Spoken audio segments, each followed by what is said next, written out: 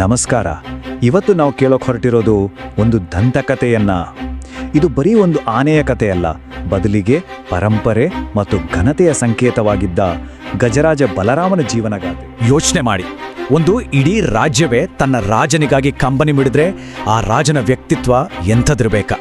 ಮೇ 2023ರಲ್ಲಿ ಬಲರಾಮ ನಮ್ಮನ್ನಗಲಿದಾಗ ಇಡೀ ನಾಡೇ ಮಮ್ಮಲ ಮರುಗಿತ್ತು.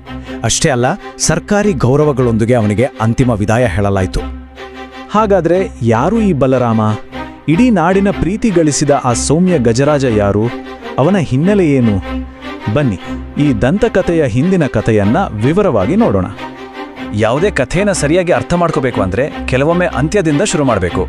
ಬಲರಾಮನ ವಿಷಯದಲ್ಲೂ ಹಾಗೆ.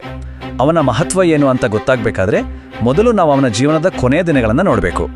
ಒಬ್ಬ ಸೌಮ್ಯ ರಾಜನ ನೆನಪಿನೊಂದಿಗೆ ಈ ಪಯಣವನ್ನು ಶುರು ಮಾಡೋಣ. ನೋಡಿ, ಮೇ 7, 2023.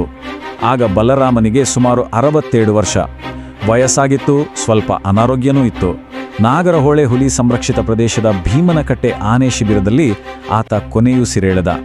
ಆದರೆ ಇಲ್ಲಿ ಗಮನಿಸಬೇಕಾದ ಅತೀ ಮುಖ್ಯವಾದ ವಿಷಯ ಅಂದರೆ ಆತನಿಗೆ ಸರ್ಕಾರಿ ಗೌರವಗಳೊಂದಿಗೆ ಅಂತಿಮ ಸಂಸ್ಕಾರ ಮಾಡಿದ್ದು. ಇದು ಕೇವಲ ಒಂದು ಪ್ರಾಣಿಗೆ ಸಿಕ್ಕ ಗೌರವ ಅಲ್ಲ, ಅದಕ್ಕಿಂತ ಎಷ್ಟೋ ದೊಡ್ಡದು.